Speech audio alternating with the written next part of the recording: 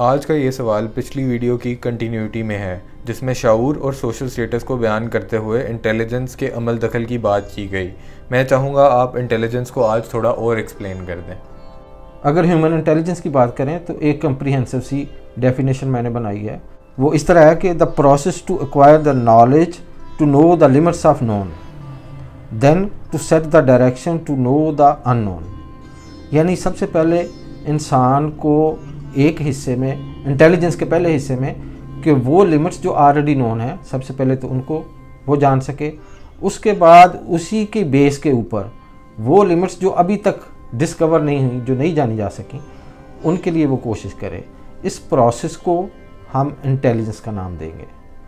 और ये state of mind है इंटेलिजेंस, जो कि एक सर्टेन टाइम के लिए रहता है। उसके बाद जब आदमी उस लेवल तक पहुंच जाता है तो फिर एक नई डिमांड आनी शुरू हो जाती है। यानी एक लिमिट तो आपने जान ली, उसका नॉलेज ले लिया, लेकिन उसके बाद फिर उस जगह पे आप खड़े होके जो अगली होराइजन में चीज़ें आपको नज़र आ रही होती हैं, उनसे मुतल्लिक आप फिर नॉलेज ले रहे होते हो। During the process of knowing the known, यानी वो चीज़ें जो ऑलरेडी जानी जा चुकी हैं, आपको उनके मतलब जानना। इस प्रोसेस के दौरान जो आपकी स्किल्स हैं सिचुएशनल इंटेलिजेंस को डिटरमिन करने की, वो बहुत ज़्यादा कारआमद साबित हो रही होती हैं। सिचुएशनल इंटेलिजेंस क्या होती है और इसको कैसे गेन किया जा सकता है? सिचुएशनल इंटेलिजेंस का तल्लुक वक्त से है, यानी आपने मौका मुनासिबत के मुताबिक और वक्त को जानते हुए सही वक्त पे सही फैसला करना, उसको हम सिचुएशनल इंटेलिजेंस कहेंगे।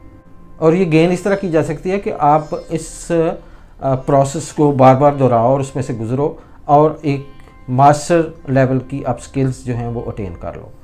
जब आप ऐसी चीज़ें बार बार करोगे, ऐसी सिचुएशंस में से गुजरोगे, तो आप एक सिचुएशनल इंटेलिजेंस के मास्टर बन जाओगे।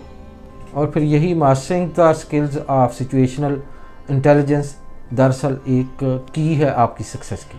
सिचुएशनल इंटेलिजेंस में क्या कोई और फैक्टर की भी इन्वॉल्वमेंट होती है?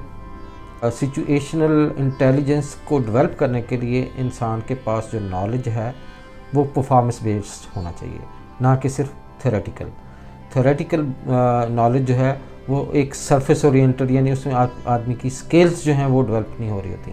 ऑन द अदर हैंड, जब आप परफॉर्मेंस बेस्ड नॉलेज गेन कर रहे होते हैं तो आप उन चीज़ों की, ऐसी सिचुएशंस को हैंडल करके तो उससे मतलब नॉलेज गेन कर रहे होते हैं। तो इसका मतलब ये हुआ कि एक तो आपको सही वक्त पे सही फैसला करना, उसका पता होना चाहिए। उसके साथ साथ आपके पास परफॉर्मेंस बेस्ड नॉलेज भी होना चाहिए। परफॉर्मेंस बेस्ड नॉलेज किस चीज़ पर डिपेंड करता है?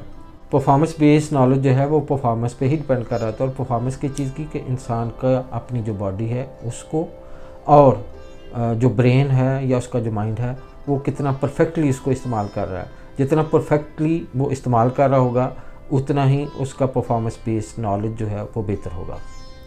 परफेक्ट बॉडी और ब्रेन यूज़ को आप कैसे डिफ़ाइन करेंगे?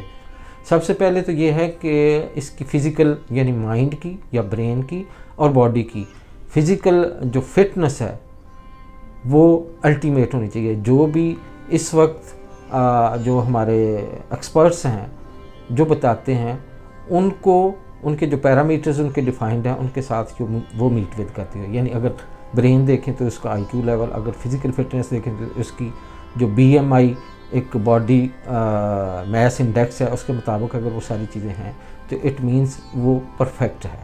ये तो हो गए फिज़िकल एस्पेक्ट्स। अब मैं चाहूँगा आप मेटाफिज़िकल एस्पेक्ट्स को भी एक्सप्लेन करें। जब हम फिज़िकल एस्पेक्ट बयान कर रहे थे तो हम बॉडी और ब्रेन की बात कर रहे थे। जब हम अब मेटाफिज़िकल की बात करेंगे तो जो ब्रेन का वो एस्पेक्ट है जो कि मेटाफिज़िक्स से रिलेटेड है, उसको हम माइंड के नाम से जानते हैं।